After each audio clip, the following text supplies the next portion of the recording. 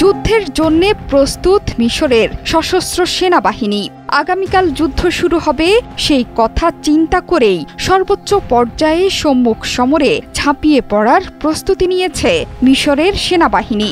সবাই জানে মুসলিম মিশর এই মুহূর্তে মধ্যপ্রাচ্যে আমেরিকার স্বার্থই রক্ষা করে চলছে। তবুও মিশরের সশস্ত্র বাহিনী এবং ফিলিস্তিনের যোদ্ধাদের সম্পর্কে দেশটির কৌশলগত বিশেষজ্ঞ মেজর জেনারেল ডক্টর সামির ফারাগের এই বক্তব্যে তোলপাড় চলছে চারদিকে। শনিবার সাদা এল বালাদ টিভিতে প্রচারিত মিশরীয় টকশো আলা মাসৌলিটিতে দেশটিতে চলমান উত্তেজনা এবং সামরিক বাহিনীর সতর্ক অবস্থানের কথা উল্লেখ করেন দেশের কৌশলগত বিশেষজ্ঞ সামির ফারাগ। এক প্রতিবেদনে চাঞ্চল্যকর তথ্য জানিয়েছে মিডল ইস্ট মনিটর। গাজায় যখন তীব্র আগ্রাসন চালাচ্ছে ইসরায়েল, ঠিক তখনই পার্শ্ববর্তী মিশর থেকে এলো চাঞ্চল্যকর এই যুদ্ধের বার্তা।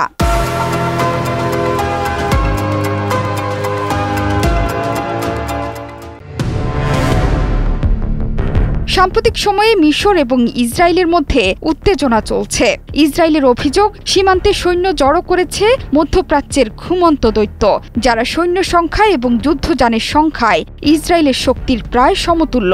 মিশরকে নিয়ে তীব্র উত্তেজনার ব্যাপারে যুক্তরাষ্ট্রকেও এরই মধ্যে জানিয়েছে ইসরায়েল। চলমান অস্থিরতার মধ্যেই সামির ফারাগের এই বক্তব্য আগুনে ঘি ঢেলেছে। তিনি বলেছেন, চলমান আঞ্চলিক উত্তেজনার কারণে মিশরে উদ্বেগ থাকাটাই স্বাভাবিক। আগামীকাল যুদ্ধ শুরু হতে পারে এমন আশঙ্কা নিয়ে সর্বোচ্চ স্তরে প্রস্তুতি নিচ্ছে মিশরের সশস্ত্র বাহিনী। টকশোতে মিশরীয়দের মধ্যে নতুন করে দেশপ্রেমের চেতনার কথাও তুলে ধরেন ফারাগ। তিনি জানিয়েছেন, ঈদ উল ফিতরের সময় নাগরিকদের কাছ থেকে সামরিক সেবায় স্বেচ্ছাসেবক হওয়ার আহ্বান ত্যাগ এবং জাতীয় কর্তব্যের একটি স্বাভাবিক অনুভূতির দিকটি প্রতিফলিত করে। অর্থাৎ তিনি বলতে চাইছেন, যুদ্ধকালীন সময়ে সামরিক বাহিনীর লোকবল বৃদ্ধিতে স্বেচ্ছাসেবক হিসেবে দেশের জনগণকে যোগ দিতেও এরই মধ্যে আহ্বান জানিয়েছেন আবদেল ফাত্তাহ আল সিসি সরকার। এ সময় ফিলিস্তিনিদের পুনরুজ্জীবিত করার ক্ষেত্রে সেখানকার প্রতিরোধ যোদ্ধাদের ভূমিকার কথা উল্লেখ করেন ডক্টর ফারাগ। তিনি আলজেরিয়ার স্বাধীনতা সংগ্রামের সাথে এর তুলনা করেছেন। তার মতে, ফিলিস্তিনিদের জন্য লড়াইরত যোদ্ধাদের আগের মতো সামরিক শক্তি না থাকা সত্ত্বেও সাহসিকতার সাথে লড়ে যাচ্ছে তারা। এমনকি তারা মিশরের প্রতি নমনীয় বলেও প্রশংসা করেন সামির ফারাগ। বর্তমানে মিশর সফর করছেন ফ্রান্সের president Emmanuel Macron.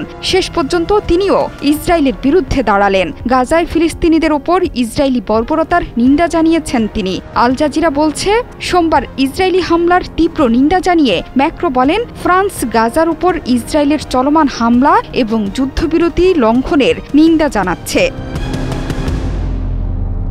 Zohra Chowdhury সেতু, ৭১।